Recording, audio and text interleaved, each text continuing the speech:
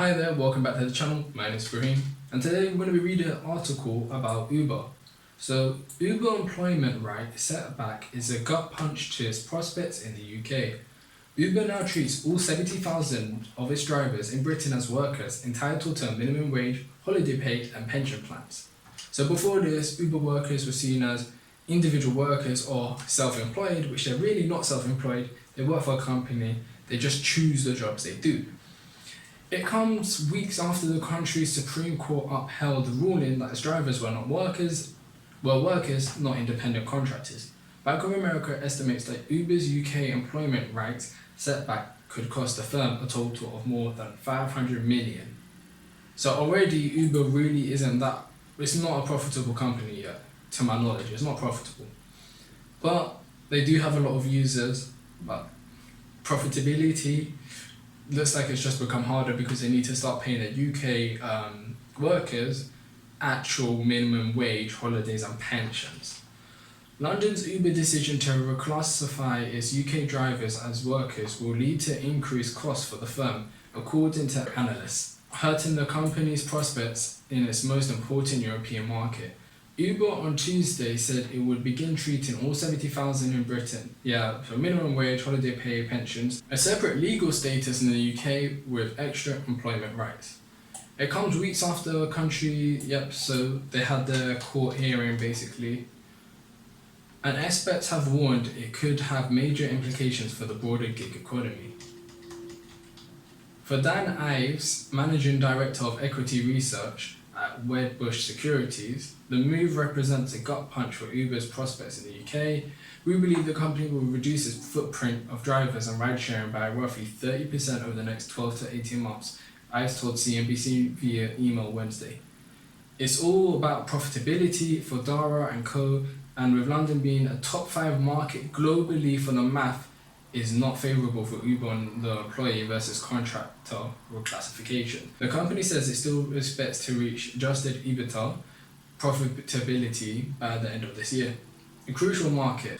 Uber's UK ride-hailing business accounted for 6.4% of all mobility gross bookings in the fourth quarters of 2020. Still, London is by far the company's most important market in Europe.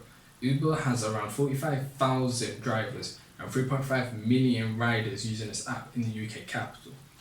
45,000 drivers and 3.5 million users in the UK. Biggest in Europe. Of course, they do have their service in America, but for Europe, it really can't afford to lose the UK and especially London.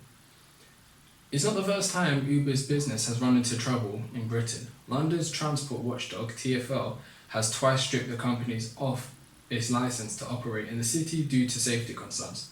And that's true, it did happen where Uber wasn't allowed to operate because of safety concerns. Uber was granted an 18-month London license in September. Meanwhile, Uber has been the subject of criticism from London's black cab industry, politicians and trade unions. James Farrar and Yassin Aslam, the drivers who successfully defeated Uber in court, said the company's director reforms didn't go far enough. The Supreme Court ruled that drivers are to be recognised as workers with entitlements to minimum wage and holiday pay to accrue on working time from log on to log off, whereas Uber is committed only to these entitlements to accrue from time of trip acceptance to time drop off. So basically, the way they earn the holiday isn't going to include the time they're actually working, it only includes the time of the trip starting and finishing. So if they work 8 hours, but realistically they only spend 5 hours doing trips, and maybe there's 3 hours where they're just waiting for that next trip, those 3 hours don't count to them. They're just finding ways to cut costs basically. Farrar and Aslam said in a statement Tuesday, this means that Uber drivers will still be shortchanged to the tune of 40 to 50%. Like I said, more or less about 40-50%. The change announced by Uber include paying drivers at least the UK national living wage, which is $8.72, $12.16 an hour, and set to rise to $8.91 next month after accepting a trip. So minimum wage in the UK goes up every year in April by 2%, maybe 3% at a push.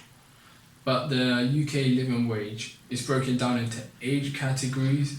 So you've got like the 16 to 17, 18 to 21, you've got the 22 to 24, and then 25 plus. 25 plus is just a normal minimum wage. And then also we have apprenticeship wages. Anyway, the normal living minimum wage is that, but it will become that. Paid holiday time based on 12.07% of drivers' earnings paid out on a fortnightly basis. A pension plan with contributions from Uber as well as driver contributions. The new rules don't apply to couriers of Uber Eats food delivery app. So this is only applying to Uber drivers. So that's the car riding app. For the ones that deliver the food, none of this applies to them. Even though they're owned by the same company essentially.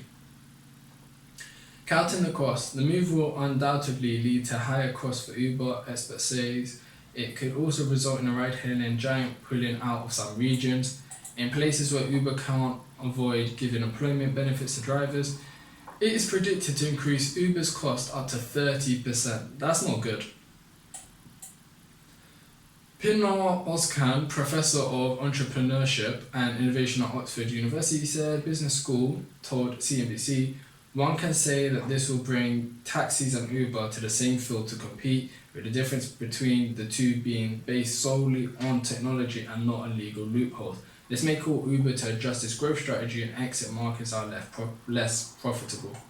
So basically, places where Uber are not really making much profit, they might actually just pull out on those markets. So London, maybe it's profitable, maybe it's not, but it is the biggest in Europe and they don't want to lose it. So they're probably going to come out of other places in Europe where it's like, what's the point?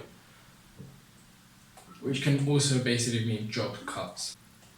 Bank of America estimates that Uber's UK employment rights setback could cost the firm a total of more than 500 million, assuming an 8% cost increase for UK drivers will translate to $132 million in hypothetical costs for year 21, or 105 million for the remaining of 9.5 months. The rest of the article didn't really give that much more information than what I was saying, it was just reiterating the same facts again and again. So Uber might be in more trouble for it to become profitable for its ride-hailing service.